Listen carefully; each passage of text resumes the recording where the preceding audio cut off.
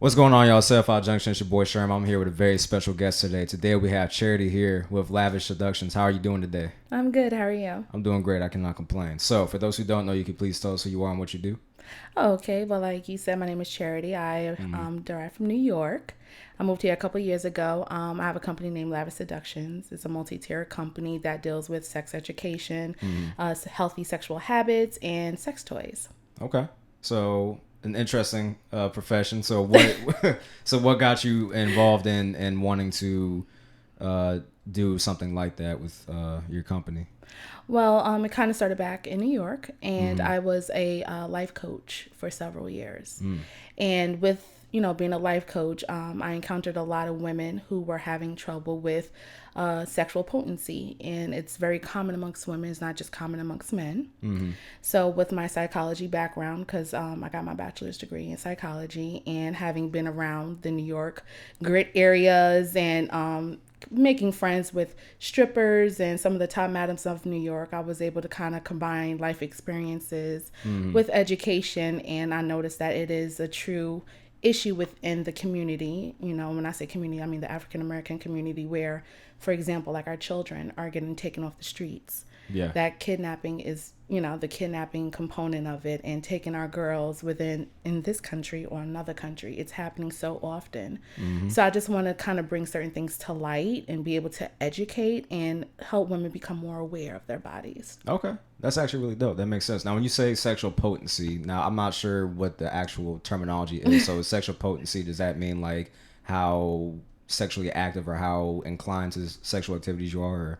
Yeah, it could mean that. It could also mean sexual potency can go and have different variations. So it can mean how sexually active you are, like if your libido is a little bit low, or if there's a pH balance problem, or if you ever encountered a situation where you're just kind of fearful to even take that next step with your significant other, or you've had trauma in the past and you don't know how to get past that trauma, because now every time someone touches you, you revert right back to that trauma. Right. It's about having, being able to have that secondary level discussion. And when I say potency, that's what I mean, general and overall. Okay, I got you. So, working in New York and working with the strippers and working with all these different people, you've seen many different walks of life as far as how people move and operate. So you yourself, like, did you feel like you had some of these issues too and you wanted to deal with them, or because you've dealt with them yourself, you were able to more so help others with these issues as well? That's an excellent question. I've never encountered those issues, which a lot of people say, so how can you help me if you've never encountered it? I kind of look at it as being able to relate and being understanding, which is why I went to school for it, because how can you help someone if you've never been in that situation? And that doesn't go just for that situation. It goes for any situation. How can you relate to me? How can you understand what I'm going through? So that's why I said, okay, I need to get the knowledge behind it. I need to go to school to be able to understand that secondary level. When someone comes to me and says, listen, I was touched inappropriately at the age of 6. How can I help that person? Or I have a boyfriend and, I'm scared to go to the next level because I don't know how he's going to react to me. Or if I want to do this in a bedroom, does he think I'm a freak? Like, am I weird? Am I different?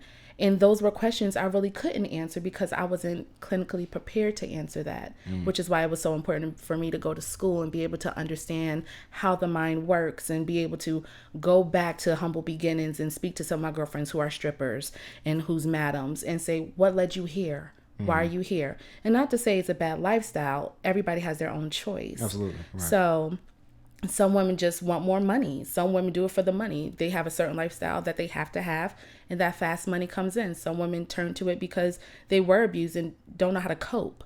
So that's why I went to school for it, because unfortunately, I couldn't say I could relate.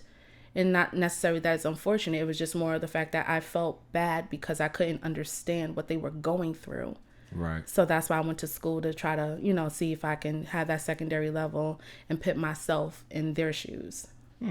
Okay. That's like, and kudos to you for actually going to get your degree to help further understand, because a lot of people try to just push through it and like, oh, I got this, I'll figure it out. But you actually took the steps to actually go get the education and get the facts behind everything. So Yes. that's admirable for one, you know. So thank you. Yeah, good job on that.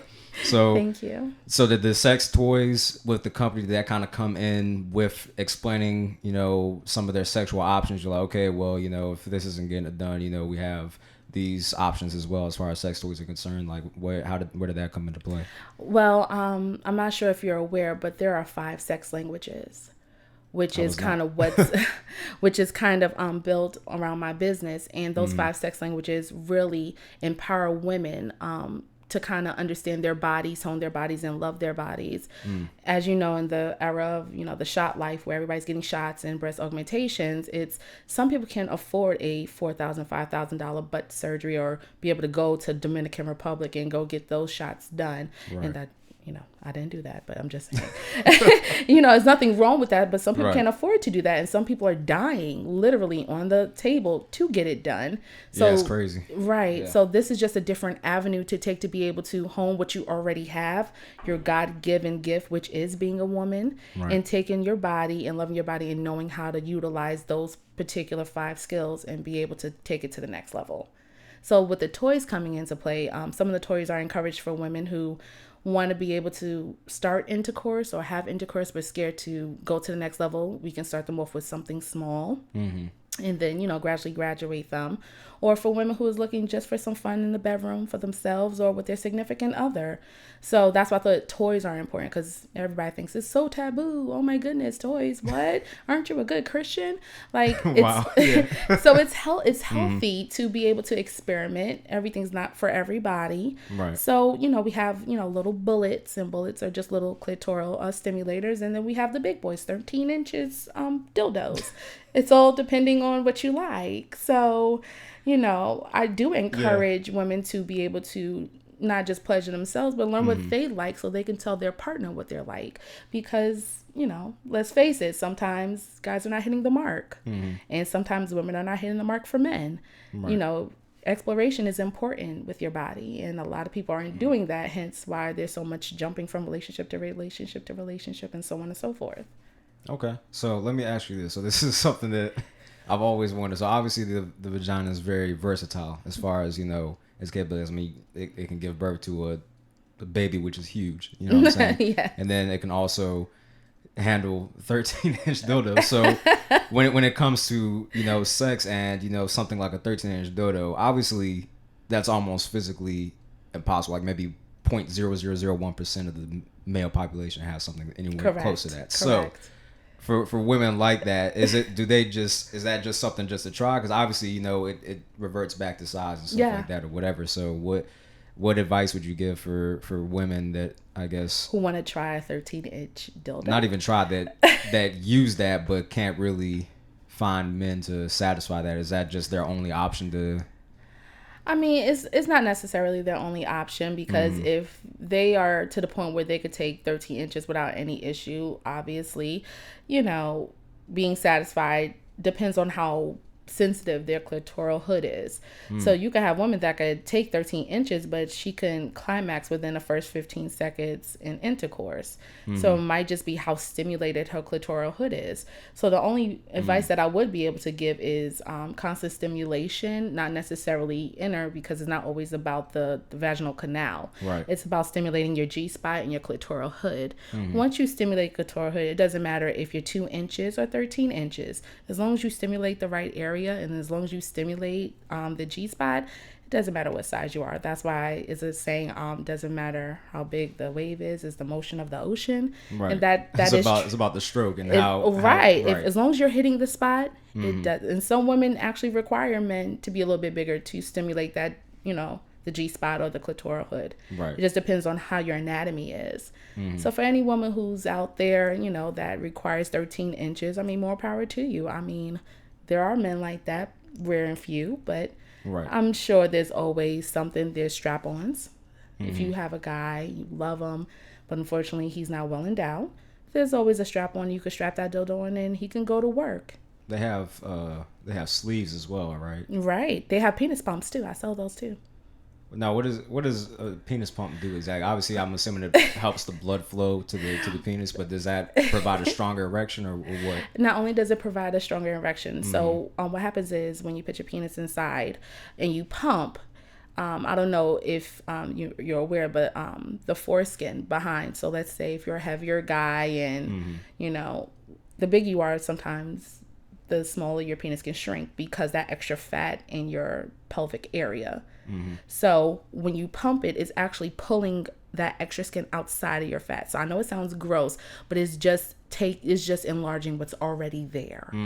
So it's just giving you the extra like 2 inches that's hiding behind the fat in your pelvic area. If you're more of a slender dude, you may get an extra inch or so. It does better for bigger men because that extra fat in the pelvic area or extra skin. If now, you have extra big, skin, you talking like heavy set? Heavy set, yes. Okay, got you. Larger men, yeah. Okay, I'm tracking. Okay, and now what are some of the issues that you've come across? Obviously, we're talking about feminine issues, but I'm sure you deal with both genders. So, what are some of the issues that you've heard from the men that they say is their biggest complaint? Well, I do assist men. It's very rare that I do, only because I am a woman, so I can speak from a woman's perspective right. in my body. I've had men come and ask me things about their their women or ladies they're interested in. So they want to get a female perspective. That's normally the time I speak to men, when they want my female perspective, and then I could assist them. But to tell them about their counterparts is a little more difficult because I didn't really specialize in that, because like I said, for life coaching I primarily ran into women, so I would feel null and void trying to delve into an area I'm not 100% on.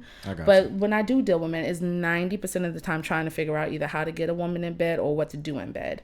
And that's normally the problem with men anyway. So yeah, not knowing where the clit is or whatever. Right, like, hey, listen, what can I do to make myself last longer? Okay, well, there's a couple of things you could do. We could give you a cock ring, and that can help you last longer. And a cock ring is exactly what it sounds. It's a little plastic ring, and you could put it around your balls, and that'll stop the blood flow, and it'll keep your erection harder for longer. So for those who are having issues with lasting, that's a perfect remedy. Okay, interesting. Now, when it comes to lasting, and again, I know you speak from the female's perspective, but when it comes to lasting, do you feel like, because you always hear stories about men that last like 2 minutes or whatever, but there's a difference between lasting, like as far as like ejaculation is concerned. There's a difference between lasting as far as maintaining erection is concerned. Because I mean, sex, honestly, from a guy's perspective, it can be a lot of work. It's very mental as well. Like there's a big mental aspect with it as well. Like if you're not either confident, or if you're thinking about, how long, if you think about more things going on, it makes it harder to maintain an erection, because not only do you have to maintain the erection, but you have to make sure you have a proper stroke. You have to make sure you're doing everything to make her feel good. You know what I'm saying? If you care about that, some guys are selfish and don't care about them. So, hey, more power to you. But, that's, what is your opinion on as far as like lasting long, as far as like maintaining an erection and the mental aspect of it? Well, I think of it this way. So if, let's say, for example, you do have some gentleman who doesn't care about if the woman gets her climax or not. Right. And for the men that do, trying to maintain erection, it's all mental, like you said. The blood flows from the feet. So that's why, you get stuck. You can't really run. Like some men can, but it's really hard because, like you said, it's all mental, and trying to maintain that erection and trying to maintain, all that mental. It's kind of hard to say. That's a good question for you. What do you do to keep yourself in that state of mind? To keep myself in that state of mind? I mean, honestly, you just got to focus on what's in front of you. You know what I'm saying? Because if you think about too many things, like I said, you'll have that issue where it's like, okay, damn, now I got to pull out and try to do other things to get it back up. You know what I'm saying? You got to have a different plan of attack, a different strategy. You know what I'm saying? You got to do different things to make sure that you get yourself back in the right, mind state or right state of mind. You know what I'm saying? And it's very, very easy to get distracted. I mean, you hear Netflix and chill, but I've had a few times where the show is actually like really interesting, and I'm watching it and I'm just like, oh damn, my bad. Like, you know what I'm saying? Like that's the thing. So I mean really just turning off, for me personally, just turning off all distractions, and just focusing on, what's in front of me. That's really, in my opinion, the best advice that I could give. But so based off of that, if I had to make you know, an opinion about it, I would say make sure you clear your mind before you go into in foreplay. If you're really worried about being able to entertain a woman for a long period of time, then there's foreplay. There's so many different type of variations of foreplay. There's handcuffing, there's the bathtub and massaging and the massage oils and oral sex. There's so many different variations of foreplay that people don't understand, that when men get horny and they get hard, the blood is already pumping. They're already 50% to climax. A couple strokes and he's done. When men are at 50, women are at 0. You just have to get that engine started. So when you're at 50, you need to get her to 50 so you guys can climax together. So I would recommend foreplay. Clear your mind, foreplay, focus on her, give a lot of energy to her. So when you're doing oral sex and you're doing massage oils and stuff like that, that helps. Nipples, definitely play with the nipples. Nipples are one of the most sensitive spots on a woman. You sensitize her nipples, it's, believe it or not, it's connected to the clitoral hood. Really? Yeah. So interesting. You play a woman's nipples, it's definitely gonna arouse her clitoral hood.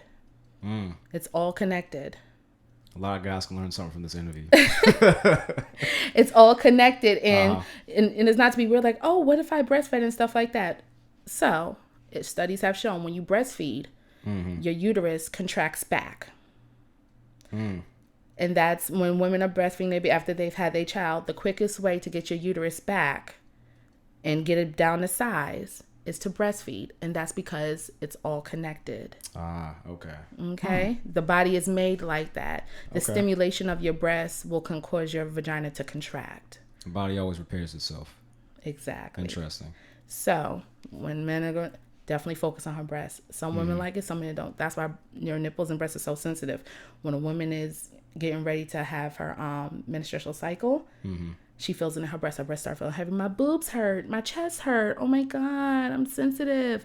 All connected. The vagina is connected to the breast as well. So this area, take care of this area, guaranteed she will have an orgasm. Okay, that's interesting. I didn't know that.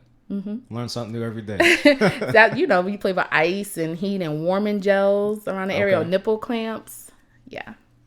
Okay. Interesting. Something to take note of. So what's your advice to somebody that comes to you and they're like, hey, this is something I want to try with my partner, but they're not really open to it or anything like that? I'm sure you deal with that a lot, where people want to spice up their sex life or whatever, but they don't know how to present it to their partner, or they have presented to their partner and they're not really feeling it. So what advice would you give for that? I definitely, and it depends on what it is, obviously. Yeah, I get that a lot. It's that secondary level discussion. And it's funny, I was actually watching something, and the wife and her husband were swingers, and they were going to the club, and as long as they get to pick the woman out together, everything was fine. They went to this orgy party, and she was highly uncomfortable because it was just too many people, too many things happening. She doesn't mind a throuple, but too many people. A throuple, threesome. Oh, okay. That's a new term for it, I guess. I've never heard that before. That's wild. So it's a threesome. So she doesn't mind a threesome, but too many people, too many hands in the pot. She's just like, that's too many partners for me. I got you. They never had that secondary level discussion. So she's like, I don't want to go. And he's like, I do. She's like, I don't care what you do. So he ended up going and leaving her. And she went downstairs, and he was in the middle of the orgy. And she was highly uncomfortable and very upset. He couldn't understand why she was upset. They invited people in the bedroom all the time. But see, in every relationship, especially whether it be friendship or, it be sexual, there's always a hard stop. There's always something that says, listen, that makes me uncomfortable. I don't like when you do that. Please don't do that. But see, that conversation was never had, and unfortunately ended a divorce because she felt like he betrayed her. And she, he was just kind of like, well, you're acting different. And unfortunately, they divorced because now I look at you, I see betrayal, and I look at you, you look like a liar. Yeah. So back to your question, the advice that I would give in that regard about having that conversation, if you don't know how to have that conversation, there's people like myself and there's other people out there that's able to assist you with how can we help you have that conversation. Because some people might go into be like, listen, I really like when you stick 3 fingers in my bum. Just for example. And someone's like, I'm not comfortable with that. Like, that's your poop shoot. I'm not okay with that. So It's just how you know your partner, knowing your partner, and the most important thing, going back to having your partner's sex language, knowing your partner's sex language, which consists of fun, desire, pleasure, acceptance, celebration, and patience. Those are the 5 sex languages. Everyone has one. Everyone has an anchored one. And when I say an anchored one, that means there is one particular sex language for each person. You could dibble and dabble in both, but there is one particular that anchors you. One that's like predominantly what you are. Exactly. It's kind of like love languages, I guess. Yes. Cool. Exactly. Like love. Everybody has a love language, just like everybody has a sex language. Everybody wants to focus on, love language, but sex is just as important in a relationship as is. You can love somebody all day long. Yeah. I love my daughter to death. Different type of love, but love is ever changing, ever consistent. Sex is pretty much the beginning and the end. It's pretty primal, and it's nothing really that changes about sex. People have been having sex the same way for years. There's really no new way to have sex. There is an entry point and an out point. You got the Kama Sutra too, where you can decide to branch out to all crazy types of things if you want. But there's, no matter what, whether it's Kama Sutra or not, there's always an entry point, a penetration. Right. No matter what, sex is about penetration.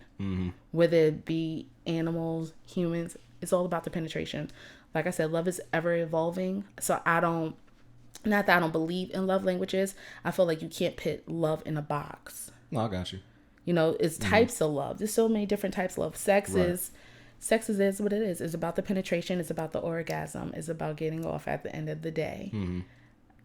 I'm just trying to encourage the sexual habits and making it healthy and make sure that, you're getting what you need from this relationship or you're getting what you need for yourself. Got you. Okay. Now, and there's a lot of...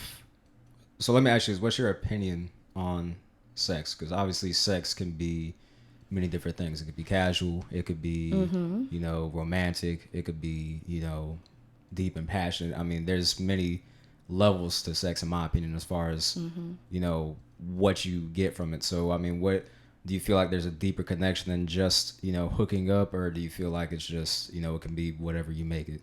Whatever you make it. Okay. I think sex varies from person to person. As far as like how it's valued or how it's seen. Yeah, definitely how it's valued, how it's seen. Like for example, African American women are always over. That was the couch. No. Okay. So African American women are always over sexualized. We've been over sexualized since the dawn of time, since slavery. When they put us up for auction, our bare breasts would hang low and we would just have skirts on or stand there naked. We've been over sexualized in videos. So it just really depends on who you're referring to, I would have to say. It's just a matter of being able to own your body and understand your body. Yeah. And have that secondary level conversation with yourself first before you share your body with anybody else. I think that's important. I think we are too open and, and not to say that I'm not a feminist and I don't stand for feminine rights for her to own her body. Right. I also think it's okay as well to be able to take a second step back and say, listen, like, I require this, that, and a third. Are you cool with that? Steve Harvey came out with Act Like a Woman, Think Like a Man. I remember. I have it reversed. And I couldn't disagree with him more. Because I don't feel like I was put here to think like a man. I was put here to think like a woman because I know I have the power. So I don't need anybody else to try to tell me different about my body. Right. Absolutely. Ultimately, it's about the thrill of the chase. We are the chase. We make it happen. I'm not putting men down in that aspect because men have something special too. You obviously have something we won't.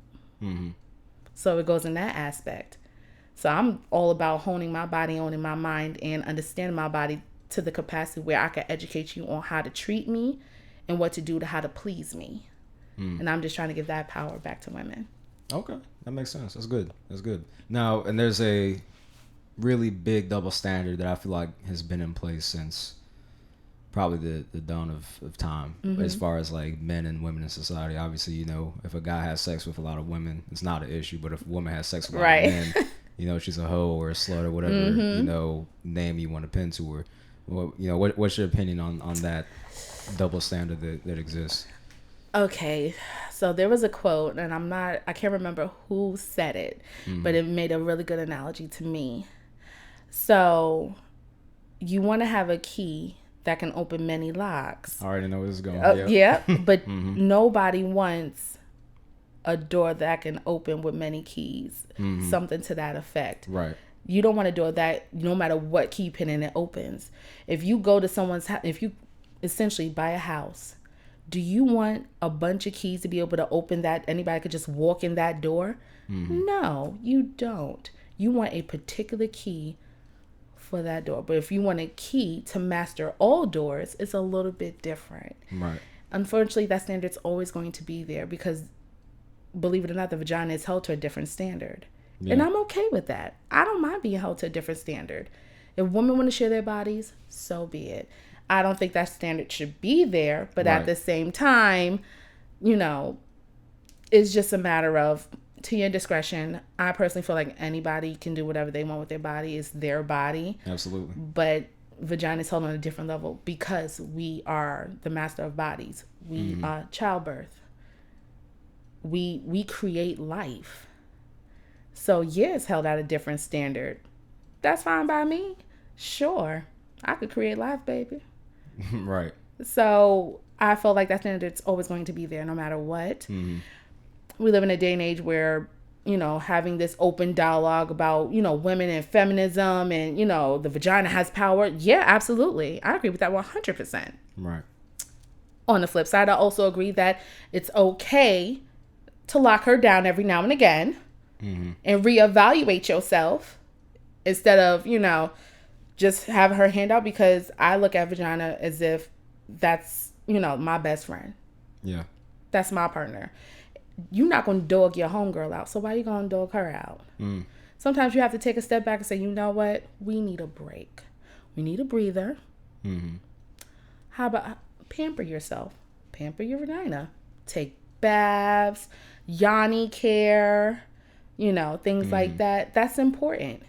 If value yourself, value your vagina, that person's going to value you. People treat you how you allow them to treat you. Yeah, that's facts. That's definitely facts. So, you know, that double standard, like I said, is always going to be there because unfortunately we live in a male society. Yeah, that's true. So, you know, but we keep fighting a good fight, but we're always going to have that. Yeah. And it's not terrible. We could take that power back. We could change the narrative. And that's what people keep forgetting, that, yeah, that may be a double standard, but change the narrative. So that's how I look at that. Okay, I got you. No, that's actually really dope. That's a good way to look at it. I mean, I always just kind of saw it as kind of possessive, because it's like, okay, well, you know, you should have less bodies just for my sake, when it really has nothing to do with you. Especially if she's not your girl, you know what I'm saying? It really has nothing to do with you at that point. But I mean, at the end of the day, even if it is your girl, I mean, everybody has a past, you know what I'm saying? Everybody has done things whether they regret it or not. You know, it's just a matter of just coming to terms with that and accepting that and realizing it's in the past. You know, obviously, unless they got some type of STD or something that's not in the past, it's current. But you know, there's ways to get around certain things. Right. Know? But back to healthy sexual habits, because I encourage like dental dam. A lot of people don't know what dental dam is, and I was surprised. No idea what that is. What is dental dam? Oh my goodness. Dental dam? Dental dam. A lot of people don't know what that is. Maybe I know what it is, but I don't understand the terminology. So let's dive into it. Dental dam is a delicious little fabric. Like, you ever had those Thin Mints? Yeah, I love Thin Mints. Okay, great. So imagine strawberry flavored Thin Mint that's like 4 times its size. It lays in between the vagina lips, and that can protect your mouth against oral STDs to your mouth. It's like a condom that's flavored that protects your mouth against oral sex. I've never heard of that. Yeah. Google it. That's crazy. Dental dam. This dental dam, yes. So if you say you're not practicing actual intercourse, but you have a girlfriend and you know you guys want to do oral on each other, that's a way to protect against you having to catch something from her on your mouth. So, you know, little cold sores or herpes and stuff like that, that can help prevent. Now, it doesn't, you know, stop it 100%, but it can prevent it. So, and its flavor is a bunch of different flavors. I mean, I guess obviously the best way to prevent it is to mess with somebody that is clean. Obviously, but I mean, there's other things you can get, even if they are clean. I mean, there's other things. You can get like a cold, like a sore throat, or, you know, whatever the case may be. you know, if you're going to be promiscuous, then that's everybody's discretion. You know, Right. everybody does what they want to do with their bodies. That's why I just try to encourage sexual healthy habits because I don't know if you just heard the new list come out, but I think it's either Maryland or Baltimore. I think it's Maryland that has one of the highest rates of STDs. And Atlanta is number 1 for HIV. Yeah. So right now, in primarily African American communities, we're carrying the torch for STDs and HIV, which is what it boils down to. I kind of, you know, where it's at, okay. But it's just a matter of the community. Our community is being heavily affected by this. That lets me know we're not having that discussion with our youth. We're not having that discussion, period. Yeah. Something's not happening where we're carrying the torch for HIV and STDs. Something's very wrong with that picture. So that's why it comes personally to me when I'm just looking at these statistics. I'm just like, we're not even trying to protect ourselves anymore. We just don't care. You want to drive the boat, but you're not protecting yourself. Yeah. You should care enough about your health and your body to be able to want to protect yourself. Absolutely. So that's why, you know, I encourage them. It's like, oh, but you sell sex toys. I don't just sell sex toys. I sell the education behind the sex toys. I'm not Candy, and I'm not out here in Atlanta housewife just selling sex toys. Not kudos to her because she's doing her thing, but I'm selling the education behind it because it's more than just being able to have, you know, have an orgasm. It's about, you know, teaching your youth. And when I say youth, I mean whoever is sexually active, because there are young ladies who start at the age of 13 or 12 years old or start a little bit younger. I feel like it's good that you mentioned that, though, because I feel like a lot of the issues that come up is because that they're young and they shouldn't be doing it. And because of that, because they get chastised for that, they make poor sexual decisions. And then that adversely affects them later on down the road in their lives. You know what I'm saying? Whereas if you're like, okay, I get that you want to do that. And if you are doing that, at least be smart about it, you know, go about it this way, that way. You kind of coach them along that way. They know what to do and what not to do. So exactly. Because I had a parent ask me, she was like, you're basically telling us to tell our kids to have sex. I said, no, I'm not. What I am telling you is to encourage your children to have that conversation with you. You have to let them know if you're going to do adult-like things, there are going to be adult-like consequences at the end of it. And some of these consequences are such and such, such and such, such and such. Right. Are you ready for that? So I'm not encouraging young girls to have sex. I'm not encouraging any of that. I'm just encouraging women, mothers, auntie, sister, cousin, whatever. If you know your niece, your daughter, and don't try to turn a blind eye, you know, sweep it under the rug, you know, what happens in the house, stay in the house, we prayed away and stuff like that. Sit her down, whoever she may be. If you know she's having sex, listen, baby, and this is real talk. At the end of the day, if this is what you're going to do, or if you're doing it, I'm not insinuating that you are. Don't victim blame. If you are doing this, you need to let me know. Know that it's okay, that you can come and talk to me. Yeah. Don't stay silent. You can always talk to me. And then we'll go and we'll handle this together. You have to make your child feel comfortable. Your child should not fear you in coming to you and having this conversation with you when they're learning it from someone else. Yeah. Don't let someone else teach your kids about what their body does, because that means they control the narrative and you no longer don't. Yeah, that's true. And I also feel like a lot of people, I feel like they have sex for the wrong reasons too. You know what I'm saying? Like whether they're having sex to find love or whether they're having sex to cope with issues. Right. You know, or everybody else is doing it. You know what I'm saying? I mean, you kind of have to have your own reason. Me personally, I feel like sex is important enough to where you would need some type of reason, whether it's as simple as just getting off or whether it's, you know what I'm saying, to make your partner feel better. I feel like there has to be some type of reason, because at the end of the day, it's your body, you know what I'm saying? And it's something that you should cherish and, you know, have some level of, you know, sanctity of, you know. So just use it at your discretion. Whether you choose to use it with everybody, it's up to you. But at least have some kind of reason for it. Absolutely, with a reason, and back yourself up. Have a little kit.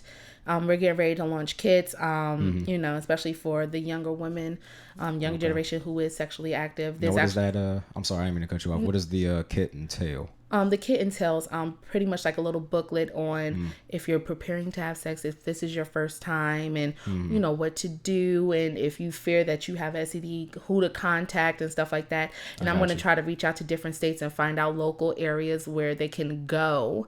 So if you live like state of New York, you can try these different locations if you are in fear of X, Y, and Z, if you have itching, if you have this and stuff like that. So young ladies, if they do feel uncomfortable for whatever reason, or if they're scared that their mom is going to knock their head off, they know that they have this kid, like, okay, who can I call? Who can help me?